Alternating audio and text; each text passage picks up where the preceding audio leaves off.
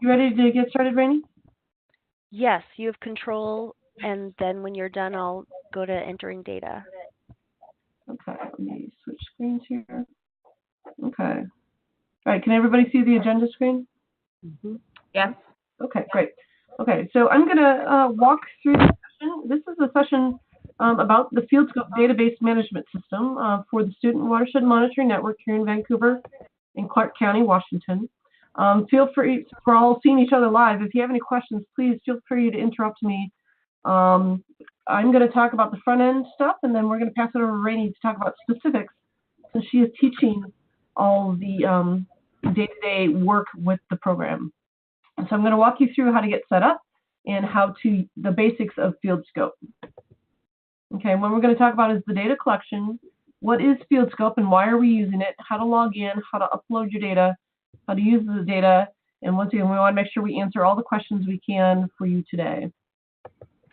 Okay, so why data collection is important, I don't have to tell you guys, your teachers, because we're looking to get a real-world snapshot of our watersheds here in Clark County.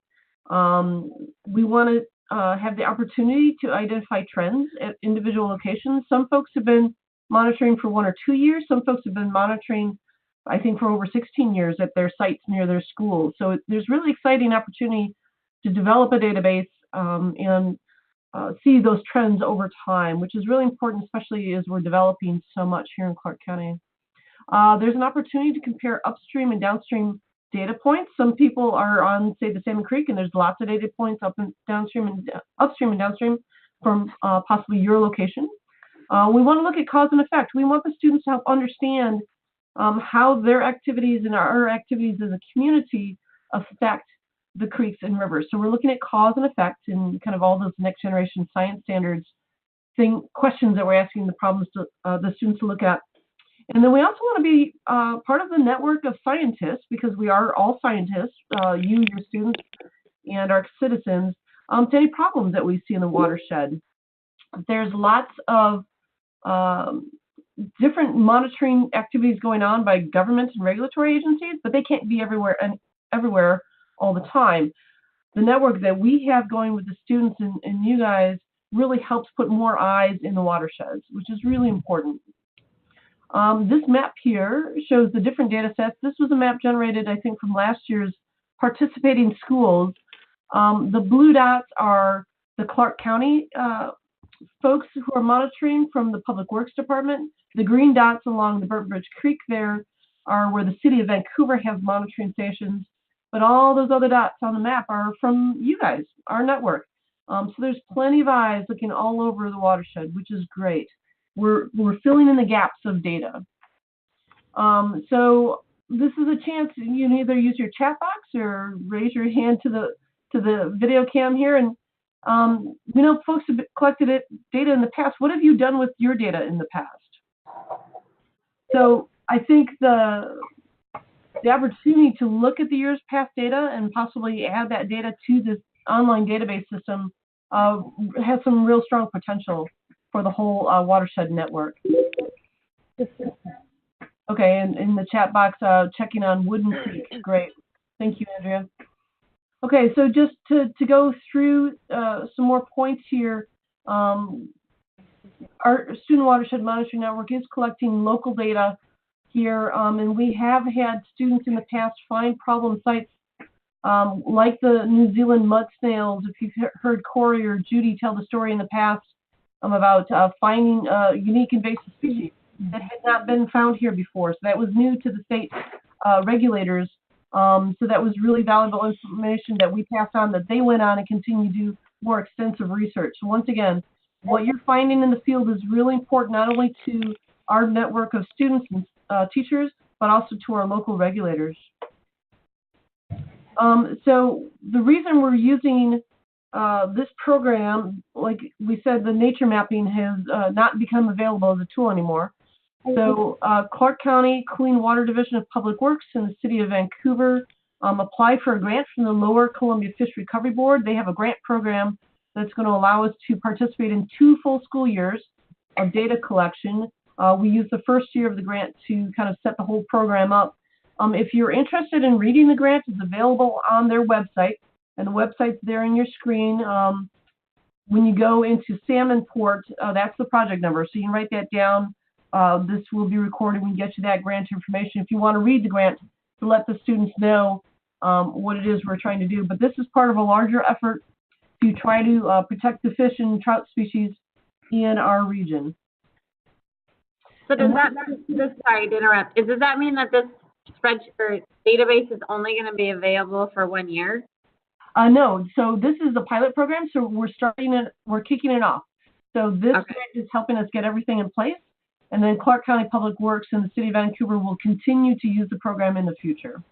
So this grant allowed us to get everything in place, which is great. Do you think we need to be keeping our data in 2 places just in case this goes away?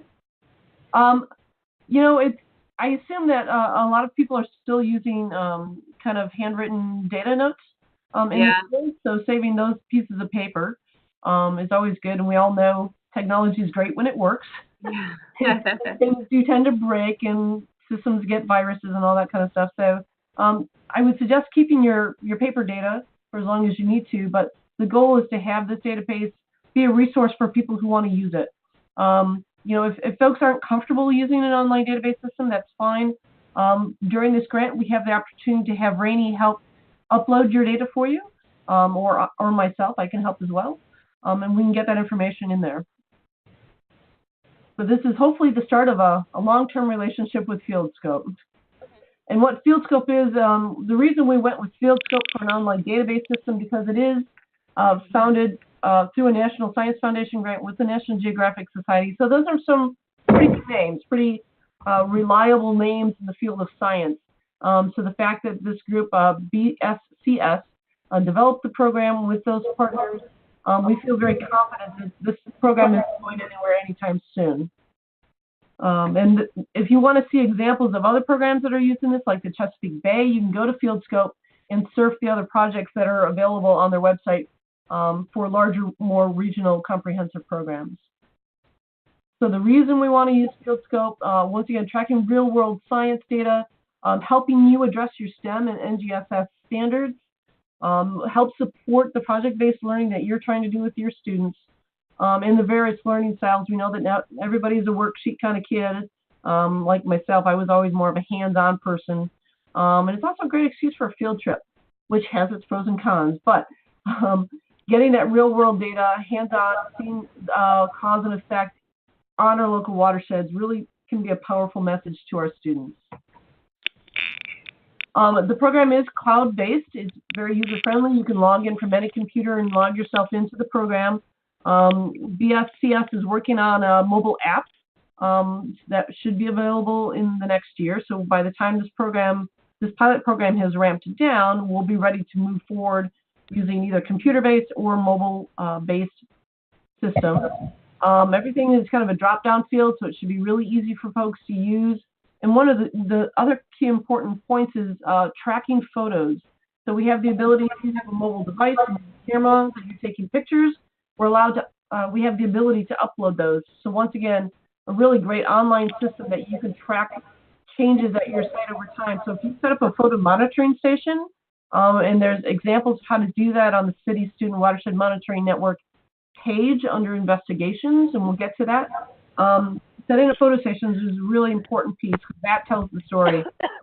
And what we're going to collect, we're going to walk you through all the data fields, but it's just like any other kind of scientific data. We're going to track our basic observations about what the conditions are at the site at the time that you're out there. We're going to do all the testing for your chemical parameters. We're going to look for biological parameters, macroinvertebrates, just down to the family level. We're not getting to genus or species, but the work that you've been doing with Judy or Rainey or the others to find out what sensitive species are on site. Physical parameters, what does the site look like? What's the habitat? Is there evidence of shade, any pollution?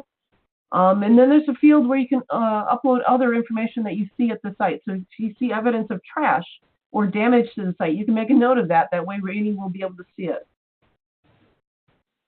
The one important piece of this, because this is a pilot program that's funded by a grant, and I'm sure you've all participated in grants, you've got to report back to our findings. So there's some basic data that we need you always to fill out We'll walk through those step by step here, but we do have to provide quarterly and an annual report back to our agency that tracks the volunteer hours. Our volunteer hours, basically you and your students are volunteers. We have to report how many folks go out, how often, how long. We will report that back to the agency along with the data that we find, so we can share that. We're asking the schools to share your data at Congress. It's another opportunity to share information. And then one of the other important pieces is looking for what are the potential stewardship projects that your students could come up with. We know some really easy things that schools can do. There's one school that is got a great opportunity. They're right by one of the county's monitoring stations. So there's some cause and effect that you can see there with the water coming right off their school parking lot. So one of the things that they might be able to do is identify a stewardship project of marking the drains at their school, such as this drains to a river using a storm drain marking kit. So we're going to talk about the stewardship projects soon. Okay, so all the schools in Clark County and the region are available to use FieldScope. For the sake of the grant, the area in blue there are the ones that we are going to report back to the grant, but we, like everybody in Clark County, to use it if possible. Specifically Lake River and Vancouver Lake watersheds, Gee, Salmon, Burtbridge, Clackamas, Little Washougal, and the main Washougal are the main creeks and tributaries in our grant area. But everybody can participate. The more data, the better. If you have any questions about FieldScope, Eric Lambert and Andrea Logue at the Clark County Public Works, they maintain this website that you see here, clark.wa.gov/FieldScope. This is where we're going to post data sets. This is where we'll post our grant reports. There's a program overview there. There's lots of information there that they'll keep updated as the project moves forward. But once again, Clark County Public Works is one of the main partners with the City of Vancouver Watershed Resource Education Center to run this program. So lots of partners to help you out. Okay, now, ready, set, log on. This is the website to get to FieldScope. So I'm not going to repeat all that, but you can see that there. And we'll give you a second to write that link down.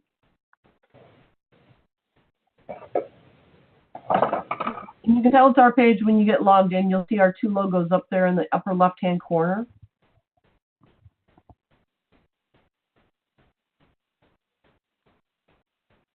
I see if folks still writing. Go ahead and give me a thumbs up if you're all set there. Thumbs up? Yep. Okay. Okay. Oh. Okay. So that's what our page looks like. The main welcome message will basically stay the same. And then when you scroll down the page, there's what would you like to do. Those will all stay the same. The information on the right will be updated as we have more upcoming event information or project news that can be updated by Rainey and our team. So step number one, when you get to that website, this is the screen. Up in the upper right-hand corner is the login. Whether you're new or returning, that's where you'll always log in at. The upcoming events, and so Rainey and Andrea and Eric will put any other trainings that are offered, any other webinars, upcoming milestones, the date for Watershed Congress, anything like that will be in the upcoming events calendar. If there's specific information about the project that they want you to know, they can post it here as well as on the other project website, or they'll probably email or text as well. And when you go to log in, this is really important because I missed it when I first logged in. If you're new, go ahead and click on the blue banner. If you've already logged in, there's an email address and a password place for you to log in. So go ahead and click on that blue one, and that will get you started on logging in for the first time.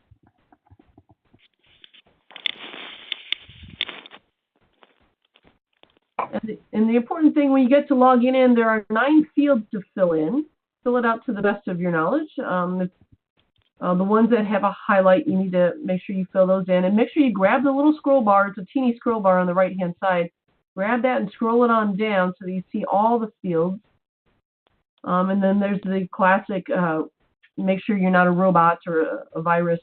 Click the verification box. And then once you have all those fields filled in the verification box, you click register. You can register now. Yes, people are asking. Go ahead if you'd like to. And if you're registering now, Eric and Rainey can get you. Oh, I see Susan's logged in. She's fast. Thank you. All right, so Andrea and Eric can go ahead and approve you, and then you should probably get another email, I believe, right, Rainey, that says you have been accepted into FieldScope.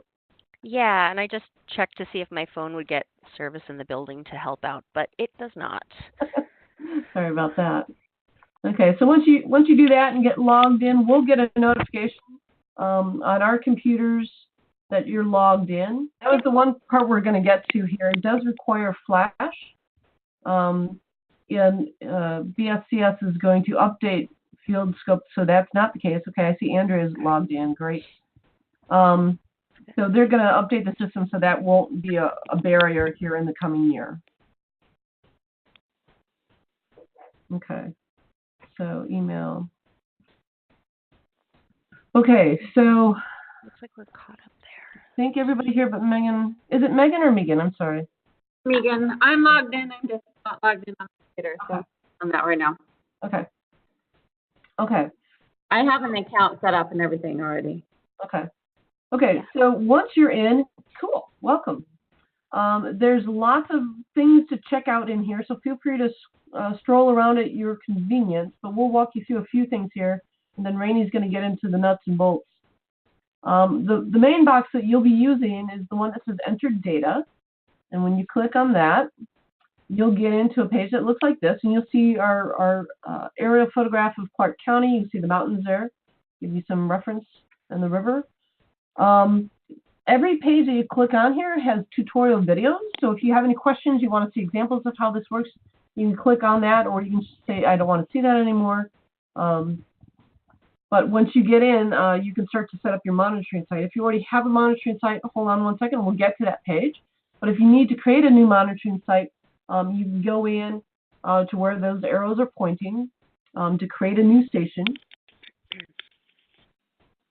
And when you create a new station, this is an example for the Clark County building, but please make sure you use your school name as well as your tributary name. So please don't just say Salmon Creek. So there's lots of schools that are monitoring various parts of Salmon Creek, and that's the other cool thing, is to know who's upstream and downstream for where you're monitoring. So make sure you have your school and your tributary name. If you're on a tributary to Salmon Creek, like Cougar Creek or Tenny Creek, go ahead and tell us the actual tributary, not the main stem that you're monitoring. You can pick the location and then make sure you click Save down in the lower right-hand corner to save your site, save your station. And then once you have your station set up, this is the page that you'll see to start uploading all your data. At the very top, you'll see there's a place to put your photographs. There's a date that you can make sure you're clicked on the right date. If you're going to go out to a site, collect your data on paper and then load it in later, that's okay. You can change the date to make sure it's the actual date of when you collected the information. If you already have a station set up, you can get it from the pull-down menu. Say select from a list of pull-downs of existing sites. And there's a bunch of sites that I don't know how many sites we're up to now, but there's a bunch in there. So just click the little pull-down and you'll be able to see your site and pull it up. And then click Next in the lower right-hand corner. And that will get you to this page again, once again, to see all the different parameters. The scroll bars are pretty tiny, so you see the orange box there pointing to where the scroll bar is to see all the different data points that you can load.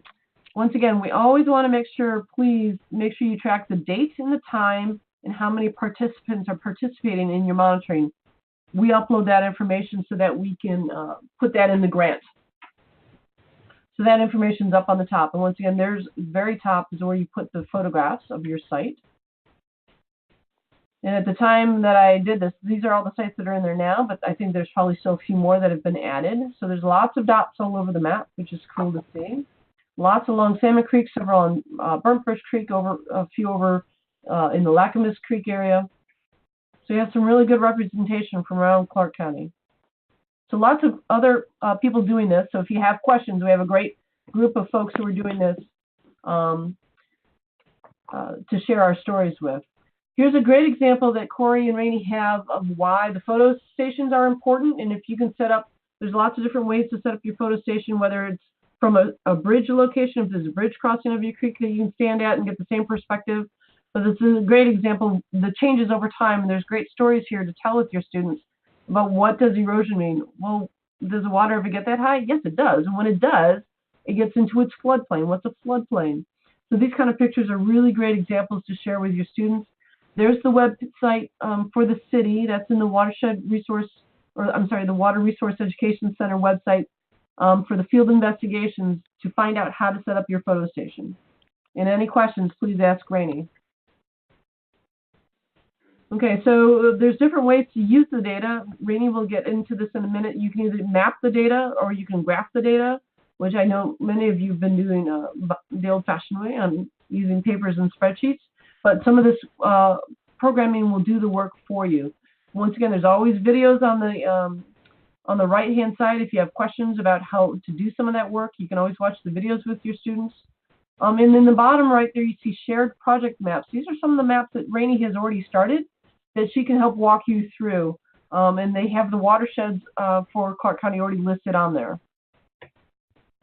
And here's an example of what that map looks like. You see all the sub-watersheds even located there, so you can talk about where the sub-watersheds are. And here's when you get into map data, you can set up your different filters.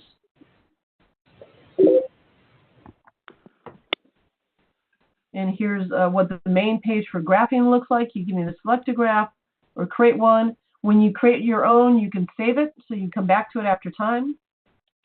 Rainey set up an example there of phosphate versus nitrate. This is what the spreadsheet looks like when you get some of your data points in there. And all this can be exported, so you can share it and do other things with it if you have other programs that you want to run this through. Okay, so before I turn it over to Rainey, just a couple of things to remember. We hope that this becomes a really cool tool. You guys are all our test subjects here on how to share this data at Congress. So this will be really exciting to see what Congress will look a little different this year, to have all this data in very comparable data sets to share. And as we work towards May, getting ready for that, we'll strategize more about how that's going to look. The other thing, as I mentioned earlier on, and a couple folks joined us late, so I'm going to repeat myself here, bear with me. Part of the grant is to look at stewardship projects. Some schools are ready to implement projects, like up in the center, there's some good examples. But what the grant is hoping is that we look at cause and effect with your students. So if we're looking at water quality and we're seeing poor results, well, why are we seeing poor results? Like Cougar Creek in Vancouver near Columbia River High School. Well, it's a very urban area. Well, what does that mean? Well, it's washing all the stuff from the streets down into the creek, and we're seeing lots of pollution. We're seeing low oxygen levels. So what can we do about that? Well, there's lots of tools that are really easy stewardship projects that we'd like your students and you to think about. Storm drain marking is a great tool. Both the county and the city have watershed or have drain marking kits. Either you can paint with stencils, which we know is not very sustainable, and that paint then washes into the drain, so that's kind of defeating the purpose. Or we have the little metal medallions, and Rainey can probably show you an example of that. I think there's one right by her desk there. So we can put medallions there. We can talk about pet waste campaigns at your school, because we know most schools are also dog runs after hours, and there's lots of pet waste happening that washes into the creeks. Some schools have taken on projects such as planting trees and shrubs to help increase the urban canopy, increase the interception rate of rainfall, help clean the air, things like that. You don't necessarily have to implement the stewardship projects, but if you can brainstorm what are some things that your school or your community can do to help reduce the amount of water going into the drains that's causing erosion, and then help improve the water quality that is getting into the drains, that are getting to the creeks. So we'll talk about more of that as we move through the year and get ready for Congress about what that stewardship thought process could look like. Okay. If you have past data, we talked earlier about who's got some data from, we'd love to help upload some of that data for you if it's in a similar format to what we're collecting now. We know different tests have been used over the years, so if your data is 10 or 16 years old, it might be a little apples to oranges, but if we have some data that's comparable, we'd be happy to help upload some of that past data, or it could be a project for one of your students. to upload that, and they start to create the trends analysis over time. But the more data we get in the database system, of course, the more powerful the tool will be. So we'd be happy to help you upload your data into FieldScope. A few more quick points about FieldScope itself. We know Adobe Flash is going away in 2019. FieldScope is working on that, and they'll let us know if there's any changes that you need to do. We also know, there's only so much capacity for you to finagle with your devices that you have at your school. So hopefully we can erase any barriers with what Flash is. The mobile app is coming in 2019. I don't think it's ready just yet. So right now it's a computer-based system. So, taking your devices, if you have access to Wi-Fi with your device out in the field, great, then you can log in. But we're not quite app ready yet. If you have any ideas, let Rainey know, or Judy, or whoever you're out in the field with. She has a contact at BSCS. His name is Sean, and Sean is very happy to work with us to help us tweak this program to make it what it needs to be for you to be successful. So if you see something that we're missing, please let us know. The grant is our opportunity to tweak this program so it really works best for our community. And then we want to know what lessons are learned. What things can we do better based on how we're using this program? So please, any lessons learned, any tweaks, let us know. We'd be happy to report that to our agency. Okay, so once again, here's the project website for Public Works, clark.wa.gov/FieldScope. This is where Eric and Andrea from Clark County Public Works will post any project data for the grant. The city has a webpage for the Student Watershed Monitoring Network that they will also have information there as well. Once again, this is a pilot project that we hopefully will continue launching, continue on for years to come. So this is just a start. We want to keep this going because this is really powerful stuff that we're learning. Okay, so before we turn it over to Rainey to talk nuts and bolts, I see a couple things posted in the chat box. If you have anything you want to add to the chat box, please go ahead and type it in. If you have a microphone that we can hear you, please chime in and let us know if you have any other questions right now.